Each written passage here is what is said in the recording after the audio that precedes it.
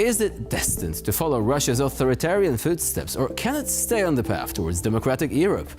The foreign agent law is more than just a piece of legislation. It is a litmus test for Georgia's commitment to democracy, freedom, and its place in the world. And now, here to shed more light on the issue at hand is our guest today, Viktor Kipiani, chairman of GeoCase. Hello and welcome to TVP World. Thank you. Pleasure to be with you. Thank you. So, the so-called Foreign Agents Bill has now become law. It has been accepted by Parliament, much to the chagrin of the opposition, who didn't vote, by the way. So there is the formality of the presidential assent, which will not be given, but then the law is likely to enter into force anyway, because the veto has been overruled. So what is next for the citizens of Georgia and for the Georgian government? Yes, that's the absolutely correct summary from your side.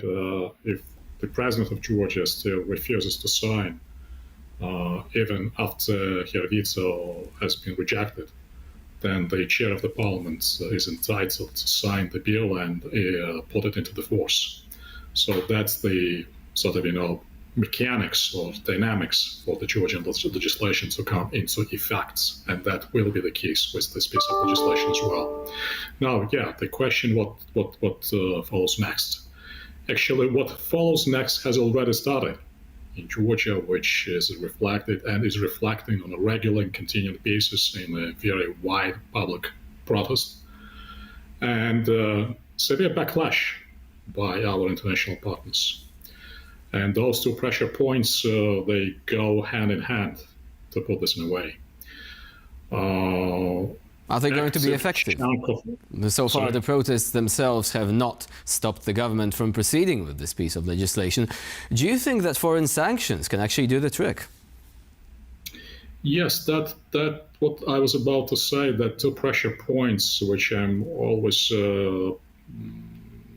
are emphasizing, the domestic pressure point, which is by the Georgian society itself. Indeed, regardless of wide-scale protests in Tbilisi and different other cities of Georgia, and unabated protests, I have to say, the Georgian dream has still been pressing on with its agenda, has accomplished it, at this stage at least. But another pressure point is by international partners. And those international partners are two key major players for Georgia and in Georgia. This is the European Union and the United States. Actually, before the bill being vetoed, and then the veto was rejected by the Parliament, the Department of State has already made a statement that accepting the law or enacting the law could entail some visa-related restrictions. And we have to see how that announcement would crystallize. Obviously, that decision would be in more specifics in relation to a range of Georgian decision makers, but still the names are not clear yet, and we have to see what would be the shape of that announcement. Another pillar of source of criticism is the European Union. The European Union, which has its own dynamics and bureaucracy, which is acting much more slowly for obvious reasons. But still, we already have some signs on the horizon that European Union would be stepping in with its own repercussions. However, there is more ambiguity on EU side, what those repercussions, what those consequences could be, rather than on the side of the United States. So apart from visa restrictions, because this is like the first step, is it likely that other sanctions could follow? For example, ones pertaining to the assets of certain individuals connected to the current government. Would you say that this might actually make them think twice about what they are doing right now? In fact, as I've already mentioned, the United States is in position, and that been formally mentioned and declared, that for the forthcoming restrictions would be in relation to the traveling to the United States. There was nothing else which was mentioned on top of that, although from some sources at the US Congress, there have been some discussions or sort of, preliminary tentative initiatives that those potential sanctions should expand and also include the sanctions of financial nature. But still, it's a bit premature to speak in more details what those sanctions could be. As for European Union, it's also important to note, and it's my personal opinion, which I have to express in the course of this interview. There have been some mentions by various member nations and stakeholders at the level of EU institutions that the visa-free regime, which Georgian nationals are enjoying with the European Union, could be revisited. In fact, could be postponed. I think that would be an extremely wrong decision. Taking into account how much anti-Western propaganda, I won't be saying, blossoming in Georgia, but it became quite vivid and quite widespread. So I would appeal to EU politicians to be very selective when discussing a scope and nature of sanctions, and not to backfire or not to play into the hands of anti-European propaganda.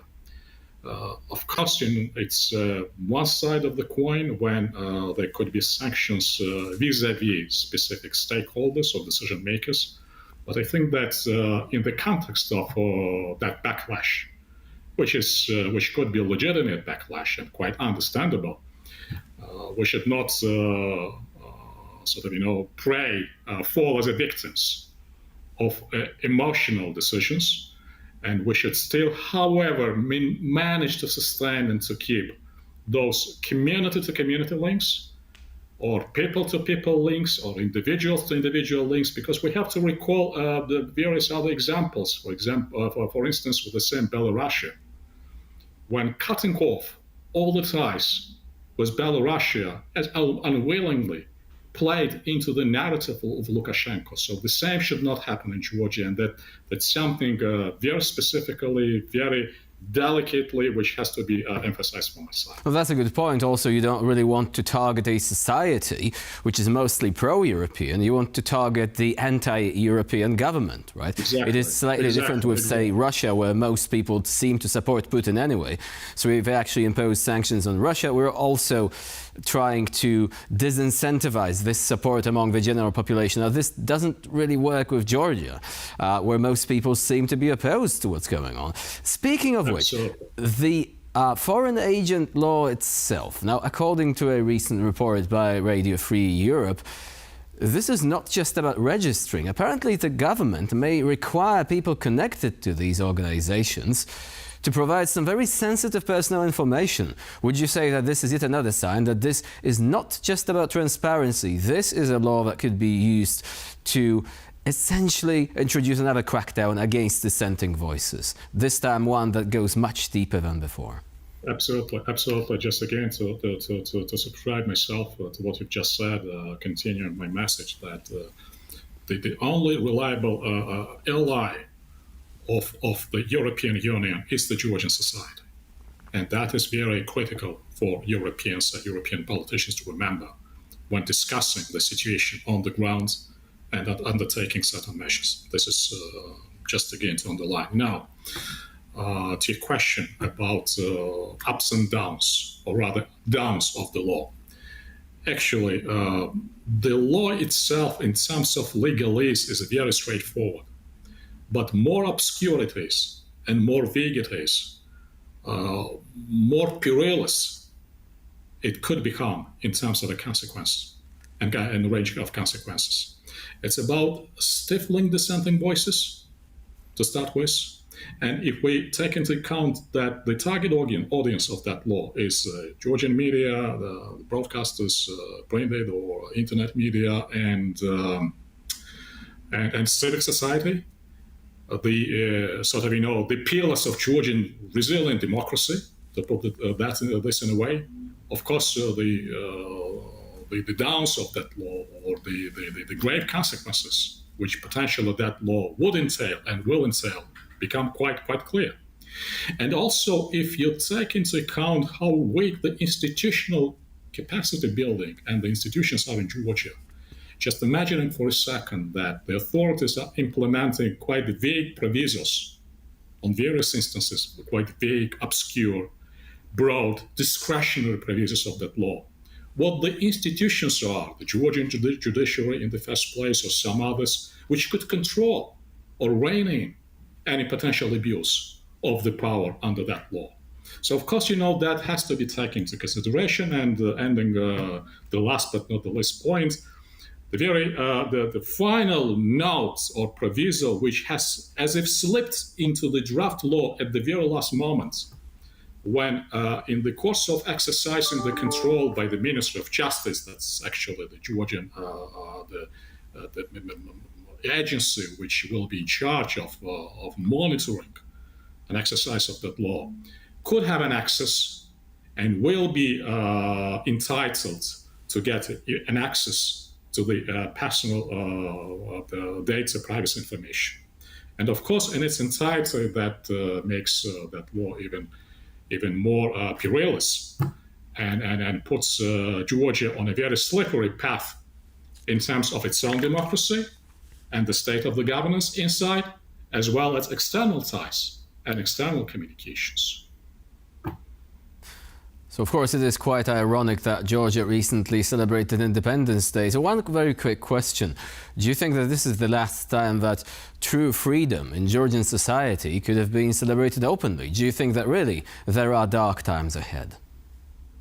Luckily enough, the backbone of resistance is strong enough and robust enough. And as we have seen over the last days, that vigor and robustness, I think it would be quite premature to jump to such a sort of dark conclusions, to put this in a way. On another side, however, the final points to emphasize that at this juncture of time, this bill, this law, is not the central element or ingredient of the picture, but various other statements, rhetorics, and that anti-propaganda, which is picking up in the country, makes us to believe that the dynamics that shifts are not about the so-called transparency, but something else, something which entails broader implications and wide implications. And that could be about geopolitical position in Georgia, and it's about foreign objectives. So at this point of time, when we speak about the second try of reintroducing this specific piece of legislation, which so far turned out to be successful, implications and consequences could be, as I've said, much broader. I won't be saying that this law signals, type of the Georgian Zeitenwende in its foreign policy. However, the indications are clear. The indications are very troubling and quite worrisome. So overall, it remains to be seen how society is going to react on it now, but it could be a very difficult time for our freedom-loving Georgians who are opposing this particular piece of legislation. Victor Kipiani was our guest today here on TVP World. Thank you very much for joining us and for sharing your expertise. Thank you so much.